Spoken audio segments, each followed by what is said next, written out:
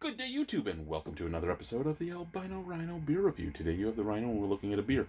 We're looking at a beer from a brewery that I have not had a new beer from in a while, and it's a brewery that I've met a lot of really nice people at, from the original brewmaster, who I do believe is still there, to one of the owners, to several brewers that have brewed there that have moved on to other things, either being it that they moved on to Gorman and Smith, which is a brewery equipment and brewery planning company, or they've moved on to Forefathers, or they've moved on to, like, the list goes on. This is Cameron's. It's a Cameron's beer. Who would have thought there'd be a new Cameron's beer?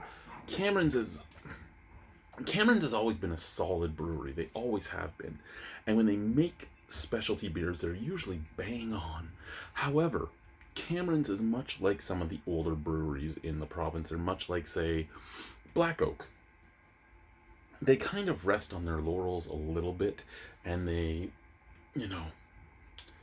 play with the old school beers that made them popular when they first came out. And you don't think about them as much as you usually would, because there's all these new breweries coming out with all these new beers that are just turning around new beers all the time, changing their core branding all the time, changing their core brands all the time.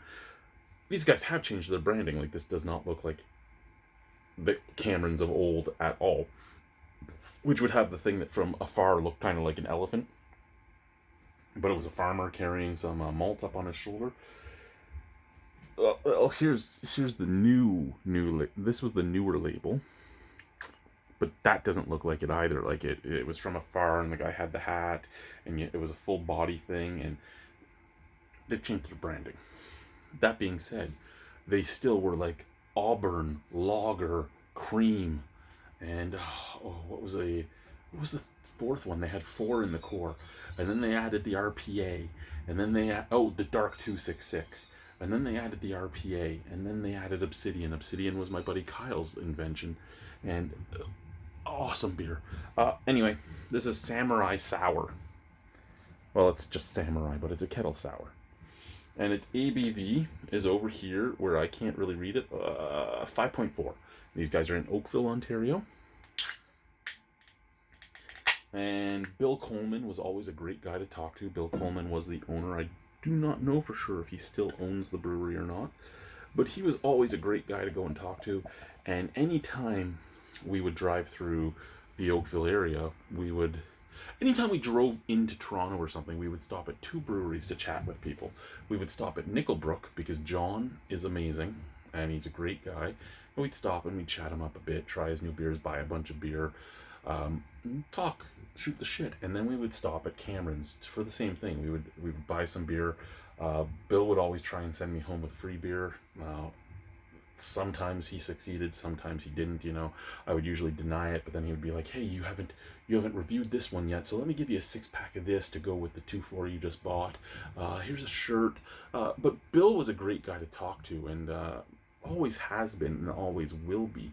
And I mean, that's the thing, right? You go into a brewery, and even if you're known in the brewing industry somehow, you really should be supporting the brewery, not just going in trying to get shit, which a lot of people do. But Bill was always great. He was great to me, and he was great in general. And most people that knew him liked him, and I liked that. And every once in a while, we would stop at Black Oak if we were in Etobicoke, because Ken is another guy that was great to talk to. Anyway, we've now rambled on for too long. It's slightly hazy. It's a nice golden color. Scent. It smells like your average sour ale. Eh? It kind of has that perm chemical scent, but I mean, it's kettle soured, so that makes sense. Can. Perm chemical with a little bit of like peach and pear.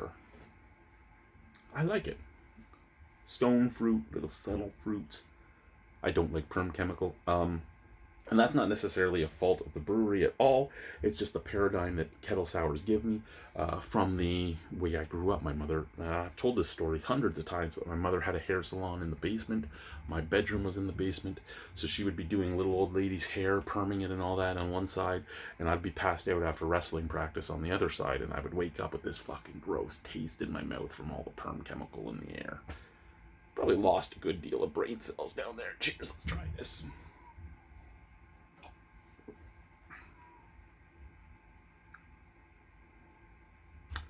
Okay. So for a sour ale and a kettle sour ale, this is more what I like. This is more tart than sour. There is a slight tartness to it. It's bready, it's biscuity, it has some stone fruit to it.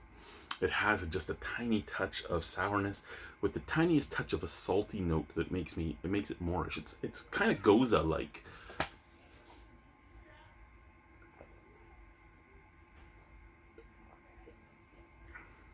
Very light, very easy drinking, very fucking refreshing. I wish I could get this up in the Arctic. I mean, I wish I could get this up in the Arctic because that's a beer I could drink a bunch of without a complaint. I could just be like, and it's a sour that doesn't have that full-on acidicness that a lot of sours do, because it's not beat you in the face sour, which I normally find a lot of kettle sours are. This one isn't. This is a very approachable, very easy drinking sour. I'm giving that a 9 out of 10. I love that fucking beer. Thank you, Brian, for finding that beer for me. Bye, guys.